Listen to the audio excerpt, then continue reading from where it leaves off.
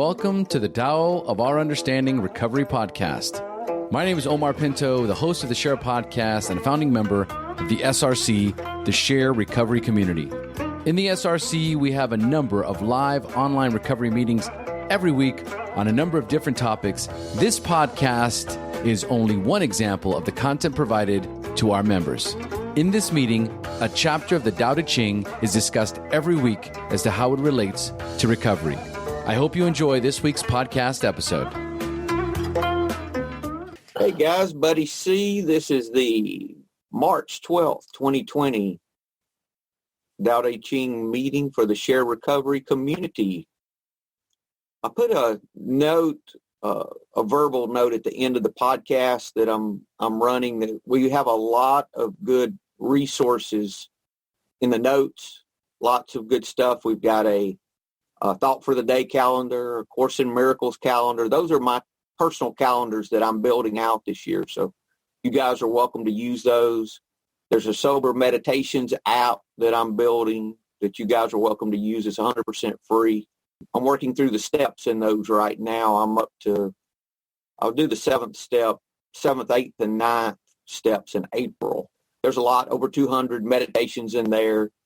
They're contemplative, so each have a thought related to what it's talking about. Links to join the SRC are there. All of that is in the notes, so take a look at that if that's something that interests you. The 74th chapter of the Tao Te Ching. Today we're going to be talking about what I see in this is the fear of loss.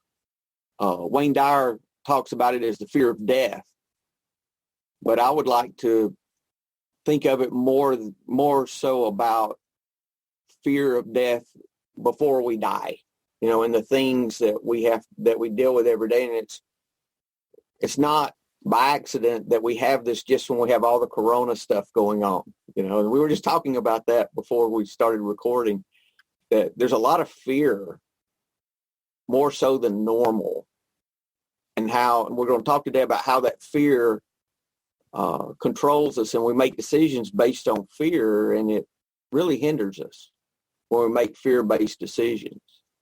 So that's going to be a lot of the conversation today. Okay, chapter 74, first translation.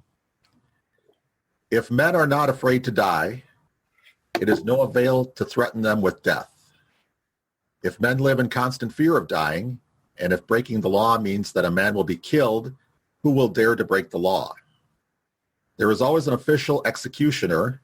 If you try to take his place, it is like trying to be a master carpenter and cutting wood. If you try to cut wood like a master carpenter, you will only hurt your hand. Second translation. If you realize that all things change, there is nothing you will try to hold on to. If you aren't afraid of dying, there is nothing you can't achieve. Trying to control the future is like trying to take the master carpenter's place. When you handle the master carpenter's tools, chances are that you'll cut your hand. Translation number 3. If you do not fear death, then how can it intimidate you? If you aren't afraid of dying, there is nothing you cannot do. Those who harm others are like inexperienced boys trying to take the place of a great lumberjack. Trying to fill his shoes will only get them seriously hurt. And the fourth and final translation. If people's lives suck and they look forward to death, what good does it do to threaten to kill them? If people are afraid to die and the wicked are condemned to death, then who would dare to commit evil? But that doesn't mean you or I can just take life and death into our own hands. That'd be like walking up to an industrial buzzsaw and trying to use it without any training. We'd only end up hurting ourselves. Comments? Well, there's a lot in there. especially the Stephen Mitchell translation I really like. It's a lot in there. Trying to control our fate, but trying to control our death is like, and trying to control our life, it's the same thing. Can't control, there's things, death is not something you can control. It is part of our experience, our human experience. And yes, we fear it, but there's so many cultures that don't fear it. and they live their lives knowing they're going to die, so they live much happier. They're much happier people, from what I understand. Yeah, I was just going to say, if you look at people who have had near-death experiences, they really lose that fear of death, and they start to live each day as if, without that fear, and it really opens people up. I haven't seen that in alcoholics who have near-death experiences, though. They keep going on and keep doing the same thing. Well, I mean, just pulling a few people. Yeah, I mean, near-death experiences have been seen the light, gone through that tunnel. Yeah, I probably don't ever go to the light. If you see the light, go the other direction. That's the only thing I know. And I've got a friend here that actually had one of those, where he's on the beach, all that stuff, all the fuzzy warm stuff happened, But for me, I'm really wanting, what I'm seeing in this is, how do I die now? How do I die to myself? How do I die to my character defects? All the things in my life that inhibit me from really turning my will and my life over to God's care. I keep going back to what we decided to do in the third step, which is to turn our will and our life over to the care of God. And what fears are keeping me, that's a form of death. And what fears are keeping me from doing that? Paul, do you have something? No, I was just going to say that all goes back to surrender again, doesn't it? We have to surrender our fear sometimes. For me, I have to do it on a daily basis. It's a moment by moment for me, Paul. Yeah, exactly. I will say one thing. When I watched my dad pass away a little over 5 years ago, and that experience had a very profound effect on me. First of all, I was glad I went through it sober. I had 5 years of recovery under my belt at that time. And my dad, of course, had over 30 years of recovery. So it was a very, very profound experience. And it really changed my whole outlook on death, to see that while he was suffering, his passing was very peaceful. Okay. And I know not everybody gets to experience that, but to see this, to see my father, who I idolized and was a big influence on my life, to see him, how he handled death, was a very, very good experience for me. A very sad day, but also a very profound day for me.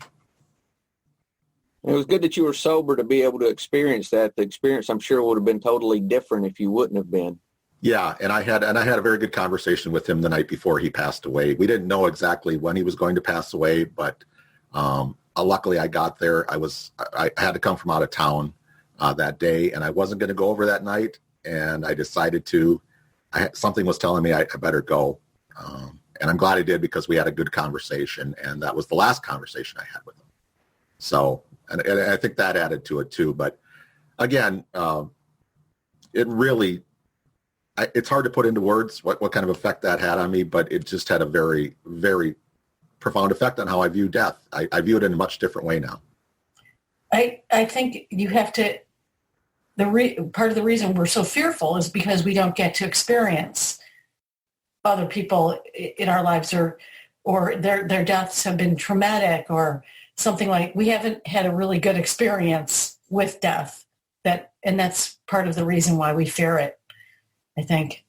I know for me, it's partly why I fear death. I think you're right, as in it's a cultural thing. I think I know in the Buddhist tradition, it's not, I don't think it's, from what I've seen, it doesn't seem to be something to be feared. They prepare for it. They even have people. I have a friend who does Reiki, she's Indian. She told me that, she's done a lot of work on people who are dying, and she does a lot of body work and healing, to prepare them.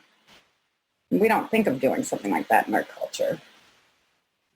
No, but in Buddhist culture also, they live their lives in such a way that they're going to have a really good death. They want to have a really good next life.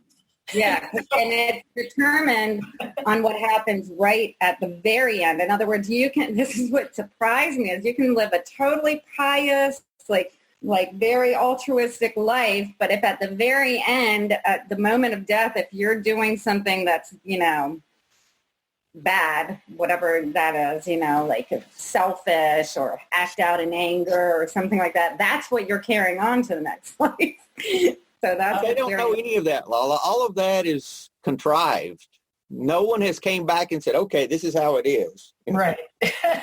It's all contrived. Yeah, it all is. So for me, I don't even put any thought toward that, quite honestly, at this point. At this point, if I'm doing what I need to do in this life and living a life that's a surrendered life, I don't think I have to worry about whatever happens afterward. I'm going to be in, I have no control over that at all. So I try to just let that, my friends, my Christian friends, they're all the time. I said, listen, let's talk about now.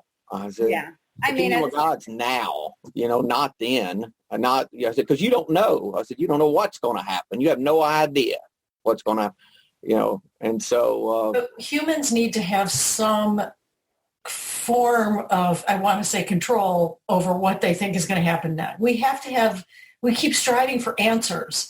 What happens when we die? Maybe we're striving for control instead of answers, Marla. That's what I meant. That's what I said. We're striving for some control over the outcome of, or whatever. Yes. So what happens, and it's so odd that we cannot control death or what happens after it. Just got to get to an attitude like, all right, I'm going to die, so who cares what happens after? Yeah. It's acceptance, really. People try and control it. Oh, I'm going to eat healthy. I'm not going to smoke. I'm not going to drink. I'm going to live a long life. And then those are the people who get hit by a bus.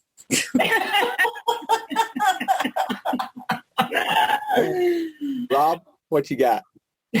So a year ago, I would have had a little bit different philosophy on this. On October 15th of 19, a gentleman decided to completely run a red light and hit me, T-boned me doing 55 miles an hour. Looked at the picture of the truck, my truck, once. That's the last I can ever look at that. We're just a candle in the wind. In light of eternity, we've got seconds. We got a quarter of a second. And the more time that we spend thinking that we've got more than that and we've got any kind of control at all besides what we're going to wear today, there's an act of futility. Right. And I'm talking experientially, emotionally. It's choking me up. We're here as a gift. We got this moment as a gift. And that's it. So we can either choose to be angry, discontent, bitter, resentful, screaming and kicking and making everybody else miserable, including ourselves. Or we can try to work on ourselves and figure, you know what? I don't got this, my alcohol or my life. I just got this second to live in. So let's try to be better. Let's try to be better humans and not be so mean to each other. That's all I got. Thanks, Rob. Really good. Thanks, Rob. Marla, let's look at our Wayne Dyer real quick before you have to go. All right. I am going to eliminate the verses, his talking about his tennis game, because I don't care. Yeah. Thank you. You want to read the verse, or do you want to just move into the? I'll just move into it. It's living with no fear of death. What happens when we die? Is death the vehicle that returns us to our source of being? Or does it signify the end of consciousness and all of life? One thing is absolutely certain. This subject is an absolute mystery to us. Yep. Some Tao scholars have referred to death as a place of oneness, wherein time, space, and all of the 10,000 things cease to have meaning. Thus, what dies is our human identity. there's still someone underneath the external layers, though. So when you know and understand who that formless someone is, your fear of dying will evaporate. Our soul, he's talking about our soul. You can live on the active side of infinity by knowing your infinite Tao nature, which probably means that you'll alter the way you think about birth, life, and death. Move from wanting to see permanence in your life to realizing that all things change due to the nature of this being an ever-modifying world. There's nothing external to hold on to, after all. The moment you think you have it, it becomes something else. This is true for your earthly packaging as it is for your worldly treasures. Whether you realize it or not, the body you were in when you began reading this essay is different now, and it will become different again the moment you attempt to make it remain the same. This is the nature of our reality. If you can get comfortable with it, you'll reduce and ultimately eliminate your anxiety regarding mortality. As Lao Tzu promises, if you're not afraid of dying, there's nothing you cannot achieve. That's pretty big. That's the whole point, Marla, of the fear of dying now. Is that our fear of dying is the problem. It's not that we're not, and it's not that things in our life don't have seasons, but it's the fear of loss that's the issue. It's not the fact that we're not going to die, and not that relationships don't die and businesses don't die and all those different things in our life. It's the fear of the death that's the problem. Right. Yeah. Yeah, especially now. Your Tao essence has to be infinite because it came from a world of infinite possibilities. You are not a thing that's solid and permanent.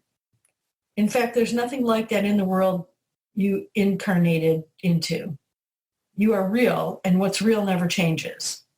Yet your real self isn't in this world, but it is part of you that is the Tao. When you live in harmony with the infinite Tao, death is irrelevant. That would be great to achieve. So you know your highest self and understand that there's nothing you can't achieve. The second part of this verse deals with killing or taking another being's life. Lao Tzu is quite specific here, saying there's always a Lord of death. At the moment of your coming into the world, everything you needed for this journey was handled by the Lord of life and death. Just as your birth was Tao energy, your body type, skin color, eyes, ears, and every other physical aspect of you are expressions of the Tao. This includes your death, which has been choreographed, determined, and allowed to unfold in divine timing. In other words, killing isn't your job, not ever, not of another person or any other being. Since death is as much a part of the Tao as life, it must be allowed to be in accord with nature, not performed as an ego decision. Yeah, there's many things that come up in my head when he talks like that, about not killing things. Because I'm going to kill that spider. Well, I was thinking more of how death influenced the decisions I made in life. Like, for example, my fear of loss, fear of death in business might control how I make a job that I would apply for, because I might be afraid of changing jobs. I mean, even down to things like that, or in relationships that I might not be honest with my significant other entirely because I'm afraid they might leave me or something, something of that nature. So I was thinking of the death on the form of the things that are now more, of in our life and our, in our day-to-day activities. Like our character defects that you were talking about. Yes. Right. And our daily decisions that we make, and all of our interactions, how much fear and fear of loss goes into how we interact with the people around us. For a lot of us, it's a lot of fear. We're afraid, I'm afraid of this. Anytime I start a sentence with, well, I'm afraid this will happen or that, I need to look at what I'm talking about, because sometimes it's more than just a phrase that we use, Yeah. So I didn't go on. Okay. Unless you want to go on. there's only one thing. There's one thing I would like to talk about here, and this is discontinue fearing your death. It makes as much sense to think about your death in fearful terms as it does to perceive the color of your eyes in such a way. And think about this in not only your final, what we think of as death from this life, but, in the death of the things in our life. The Tao is still in it all: birth, life, death. Examine the ways that you kill. Make a decision that you're no longer going to serve in the capacity of executioner, including even the smallest and seemingly most insignificant. He goes to creatures. Yeah. But the thing that I like, the executioner, if you go back to his translation of this, if you realize that all things change, there is nothing you will try to hold on to. If you're not afraid of dying, there is nothing you cannot achieve. I'll read the whole thing, then I'll stop to share. There's always a Lord of death. He who takes the place of the Lord of death is like one who cuts with a blade of a master carpenter. Whoever cuts with the blade of a master carpenter is sure to cut his own hands. In other words, don't be the Lord of death, okay? And what I think of, and I'll copy this and put it in the chat for you guys. There it is. Okay. What I think of with this, if you look at the second translation, Stephen Mitchell talks about where it starts talking about the executioner. He doesn't talk about the executioner. He says trying to control the future is like trying to take the master carpenter's place. So he relates that to controlling the future.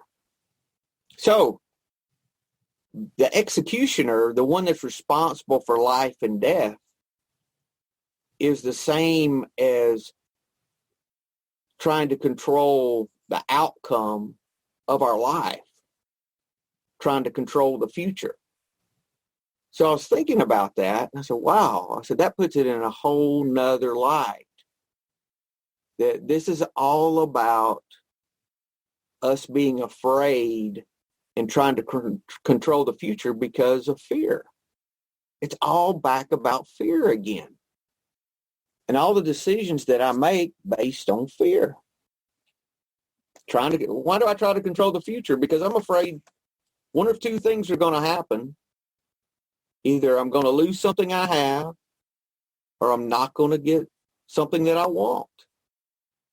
That's the basis of all fear. And if I look at all of my character defects, I look at anything in my life that I see, thanks, Marla, anything in my life that I feel is wrong or incorrect, and any way that I act out in resentments or selfishness or dishonesty or fear,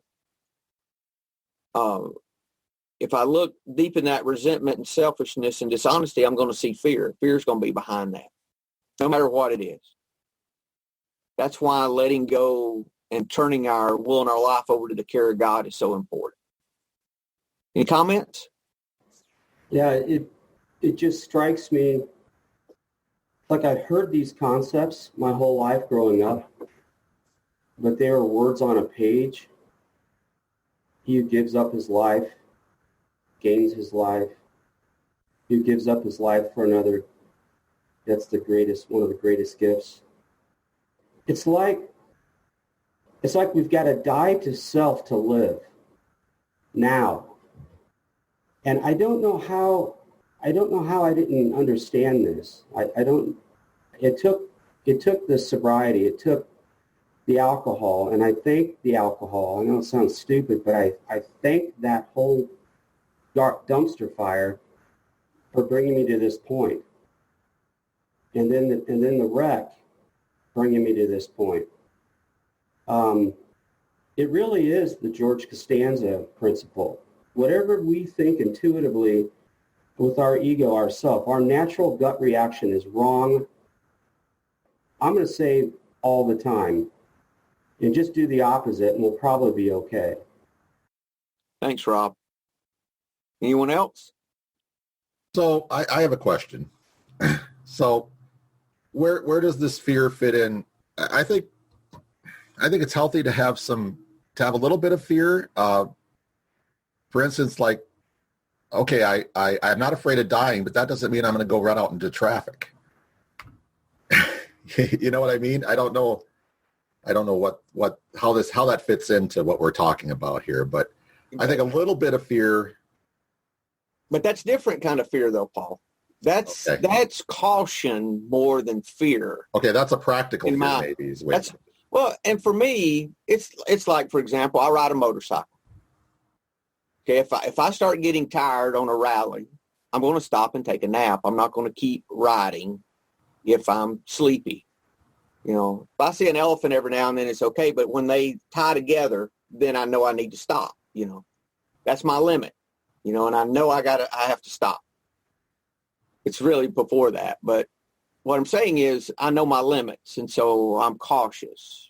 I don't get on my motorcycle and ride everywhere without my gear and Kevlar and all those things, because I know that if I were to have an accident, I'm not above having an accident, but if I were to, you know, it would hurt me worse. So I wear my stuff when I ride. So that's just practical common sense. I don't get on my motorcycle and I'm nervous because I'm afraid someone's going to hit me. That would be the fear we're talking about. Okay. I just wanted to kind of tie it in with this coronavirus thing, because I think, you know, if you just take some simple precautions, wash your hands, you know, cover your mouth when you cough and sneeze and that kind of stuff, I think that would go a long way. And that stuff you should be doing anyway, but I think, you know, so yeah, I understand now. It's more of a you know, but there's still a little bit of fear in there, I think, but it's. I don't know if Paul will ever be 100% free of fear, because all of my character defects stem from that if I look deep enough.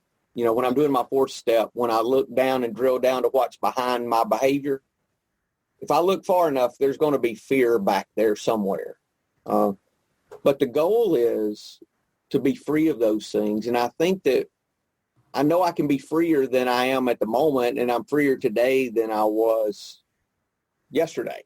So I'm working toward that freedom, because really and it's interesting how fear goes into all these decisions that we make. A lot of times we don't even realize the fear is there. But the more we can identify and surrender that fear and let go of that fear,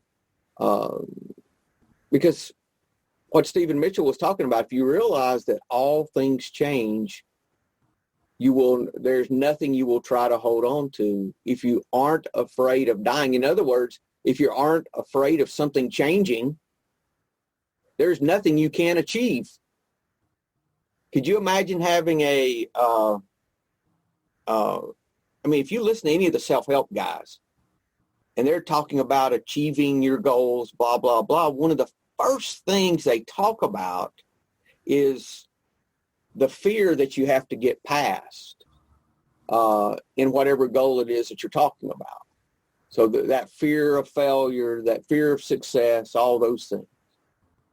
So, you know, this fear is so big, and this trying to control the future because of your fear, I think, is what he means about the executioner. About that whole last phrase is just about, hey, you're going to screw up if you try to control the future through your fear. And it's interesting how if I'm loving and caring for someone, I have to be in the moment to do that. If I'm fearful, it's normally always I'm in the past, I feel guilty about something or shame, or I'm in the future trying to control the outcome. I'm worrying that something's not going to happen a particular way. If I knew everything was going to be okay and I was confident that, I wouldn't be afraid of the future.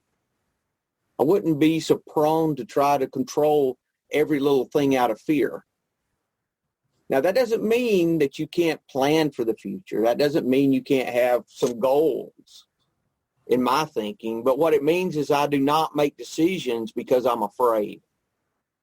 I don't say, we can't do that because we might not have the decisions out of fear that we can make. And we know when we're making decisions out of fear and when we're just making common sense decisions. We know that. Weird situation this week. My parents are getting up there, 81 and 76. And I met with an elder care lawyer on my own for them. And I knew that I was going through some fear-based anxiety because as I walked through the doors of this consult, right here, my body is the best indicator of what's going on between my ears. I'm tense, and at least I'm getting conscious enough to go, okay, what's going on, Rob? What are you doing? And it was the fear of letting my sisters down who are pushing me to get some things in place. I'm the oldest. The fear of my mom being mad at me because I'm getting into her affairs. It's the fear of my parents dying. It's the fear of just not doing the right thing, doing everything perfect and performing my role perfect. And I got some relief from that, whereas before I would have drank. I would have gotten out of that meeting and I would have come home. I wouldn't have realized, I wouldn't have been able to go through that. And I was talking to my youngest sister, and she's just going nuts. And I don't know where it came from. Maybe you're starting to sink into me, buddy. But I went, man, Michelle, you must be in a lot of pain and must be really afraid of losing mom and dad. Because she was just, we got to do this, we got to do that. It's like, well, no, they still have their faculties. We can't just come in and take over and put them in a cage. you know, they're humans, right? So, and that, boom. And every other time I would work with her, I would say, quit stressing out. You're over dramatizing this. And then boom, it would be this whole hurricane nightmare and 15 calls later. And it was just this drama. And, this stuff really works. I'm not saying I'm getting this like I'm perfect, but man, it's a whole lot better than the alternative, right? And you're right, buddy. It really did all come down to fear-based mental gymnastics of whatever this crazy train that I have. But look at what you did, Rob, just naturally to overcome that fear. You consoled your sister and showed your sister love instead of resisting and fighting her. So that was where I was heading after this, was what do we do about this fear? I mean, it's one thing to say we have it and we don't need to, we need to realize that all things change. Okay, how do we do this practically, right? What do we do about the fear? We have the fear there, so what do we do? For me, what works is introducing love in any way that I can, introducing kindness any way that I can. I start by opening my heart to whatever it is that I'm fearful of. I send kindness to any people that are associated with that fear in any way, whatever that fear may be. Usually there's people involved in that in some way. It's never just me and the fear.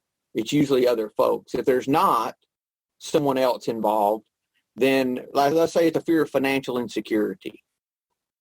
Very common fear for me. I have people who I know that experience the same fear that I pray for. And I pray for them to be free of that and for God to work in their life and show them their part in their finance. I pray for them the very same thing I would want for me. And try to pray as earnestly, not just a token prayer, not a 3-second token. I mean a real, just as if I were to pray for myself, what that would look like. But I'm praying for them just as earnestly and desiring just as earnestly for them as I would for me. And when I start doing that, when that fear pops up, depending on how deep the fear is, usually within a day, 2 days. Now, I've had some things that lasted for a week or two. I had one thing that lasted a month that I had to deal with. There's an individual I was having difficulty getting over some anger and resentment with. But eventually it left, and I realized I don't feel that way about them anymore. It's not something I made happen, but it went back to a fear that was under that. So what I'm saying is, if I can introduce kindness, I can introduce love in some way, that always works for me, some way that I'm giving. This is the 81st chapter. The sage does not accumulate anything, but gives everything to others. Having more, the more they give. So the sage has more because he gives. So if I want more peace in my life, I need to give peace. If I want more love in my life, I need to give more love. It's that basic principle that we see everywhere. I had this too from Derek Lynn. He says the concept of the master executioner in this chapter mirrors the heavenly net concept from the previous chapter. There are different ways of describing the same karmic mechanism that seems to pervade reality. So you remember was it last week? Yeah. Heaven's net casts wide, though its meshes are coarse, nothing slips through. He says it's the same concept as this master executioner is. I thought that was good, because I didn't think about that when I was looking at this. That it's the same providence of the Tao, the same providence of God that is controlling, in this situation, is, taking care of all of this. And then when we try to step in and try to control through our fear, then there's always issue with that. And that's going to cause us to hurt ourselves, because we're not equipped to do that. Comments, Tina? Yeah, I had, when you said, how do we learn to die today? And in combination with, and this is something that's always made me question. My first thought was trying to control our fate and trying to control our spiritual awakening, maybe, because that's the ultimate thing for me, is how do I be rid of all these things. And right after it said trying to play the master will cut our own hand, and how detrimental it is if we try to mess with that. Because I think it's like trying to get in the way of somebody hitting their bottom. I thought about Rob's friend. If we try to get in there with our own will, that could hinder his progress and what maybe the plan is for him. And that's if you even believe in that there's a plan for somebody. But again, it rose up when it's always risen up for me when people say pray for somebody else and pray for them to get the things that you want, right after the Tao says give away everything. To me it feels like you're trying to get in there, because I've done this before. It says in the big book to pray for somebody else, 2 weeks, the whole thing you're supposed to do. And I think, but isn't that just saying force your will upon somebody else for 2 weeks and hopefully they'll get it? And is that the same as dabbling of trying to play God? Good question, Tina. The way, I don't know if I can explain how I look at this. When I pray for someone else, for me, I am not trying to control their life. I am hoping for good things for them. The same way that I expect as I walk this life for my life to improve, and improve in my level of acceptance by improving changing me. So in the same way, when I pray for other people, it's not me saying, God, I want you to do this in their life. I think this is what you should do. For me, it's more of just sending them love. It's not specific things like, let's say they're sick, God heal them. Okay, that kind of a thing. It's God, I send them love. I pray that they learn how to be accepting of their life. Just the things that I want. That's what I want for me. Is I don't want things to be great or be bad. I want me to be accepting of what's going on in life and be happy regardless. I believe that's possible. And I pray that same thing for them. So it's not particulars that I pray. And I know what that prayer does. That prayer does nothing for them, in my thinking. Absolutely nothing. But it does everything for me. Because for me, that when I'm considering someone other than myself, that is when I start to change. And then that's when I start to let go of these things that I can't change. Does that make sense, Tina? Yeah, it does.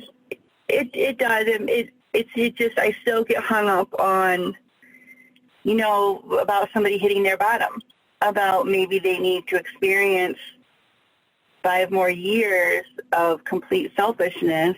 And if that's their life pattern, then what is me wishing them to feel a certain way accomplishing besides my will?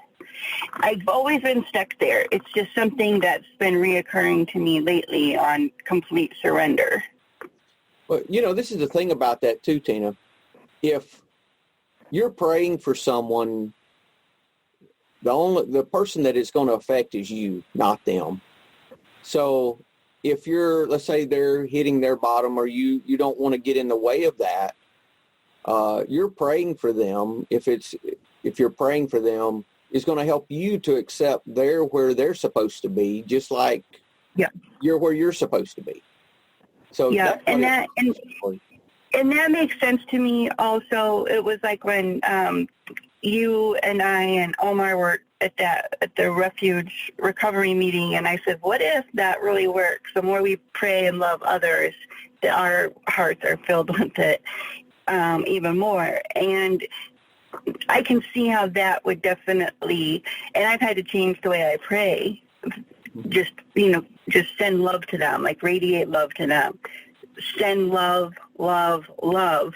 But I've had a hard time when I've gotten specific on saying, God, please heal them, or God, please let them see the light, let them see your love, let them know you're there. I prayed for comfort, like I hope they know that you're comforted, but at the same time, and I get fixated on stuff too, where it's like, is that even the right thing to do? What if that's not the will for them? Maybe they need to feel alone and unloved to move. Well, you could just pray the will of God for them. Yeah, and that's usually like whatever God is, whatever's supposed to happen. But then doesn't that go without saying? It does. But does God need to hear me say that to remind him? You may need to hear yourself say that, because that's really a form of surrender. Because when you're saying, you pray the will of God for them, you're giving up your control over the situation. Right. Yeah. So it goes back to you again. It's still benefiting us. Yeah. Every time, every time. It just clicked for me. Yeah. The reason I'm having so much anxiety over this train wreck I'm watching is because internally at some point I'm afraid that this could happen to me. Wow. That's good. Yeah. I have to admit there's some of that in there. Yeah. So don't screw up, Guy, because that's going to make me screw up, and I don't want to drink again. and I'm back to square one. Back to fear again. Yeah. Really, we think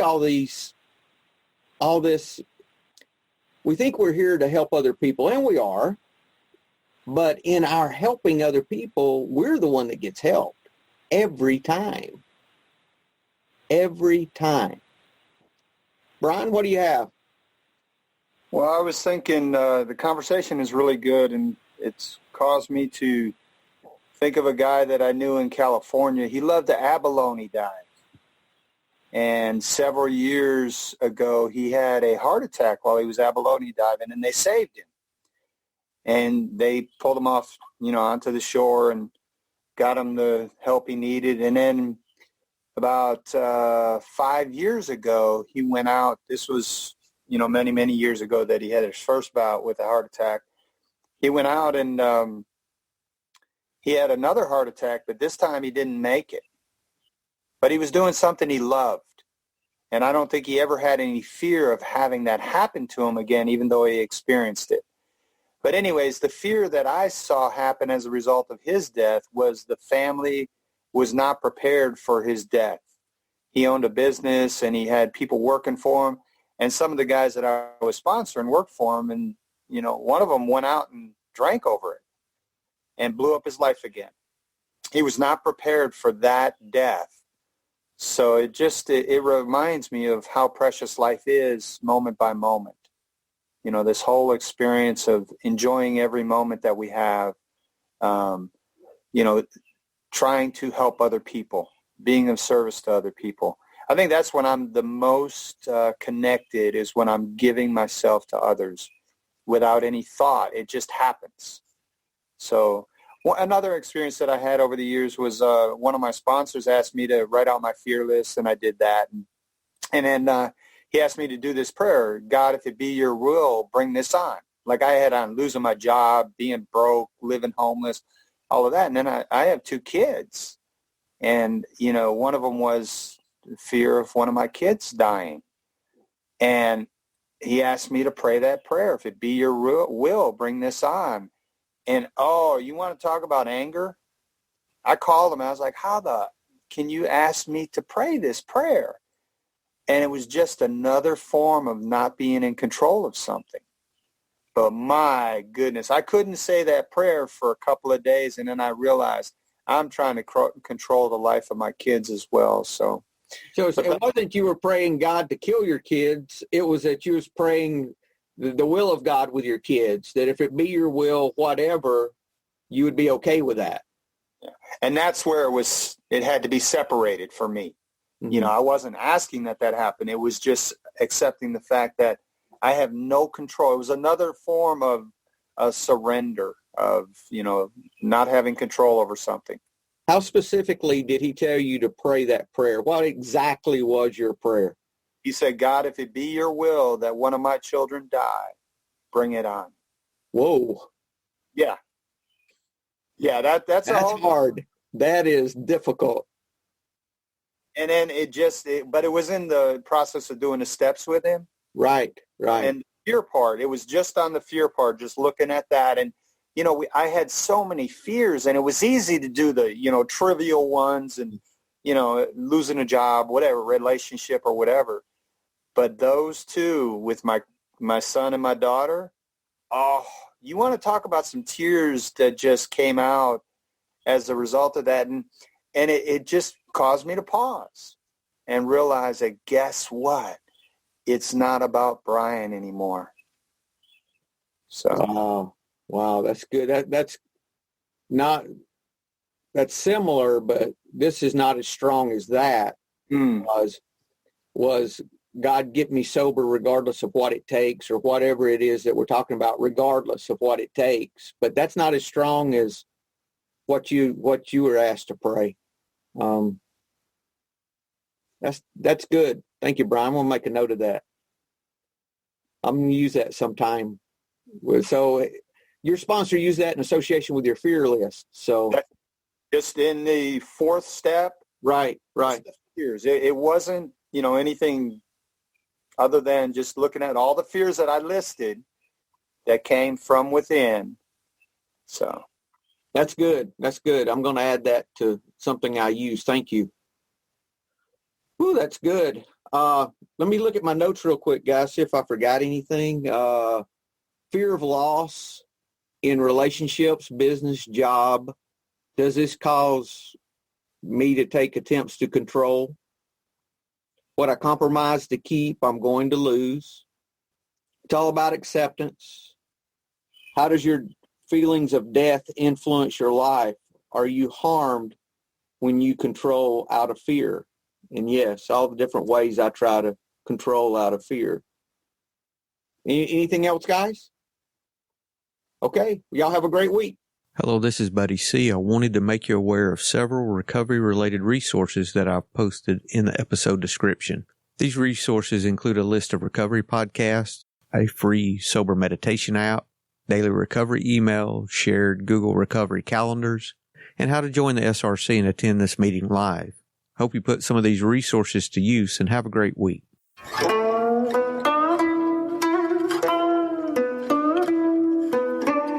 Thank you for listening to the Tao of Our Understanding Recovery Podcast. If you enjoyed this episode, please share this podcast with your friends in recovery.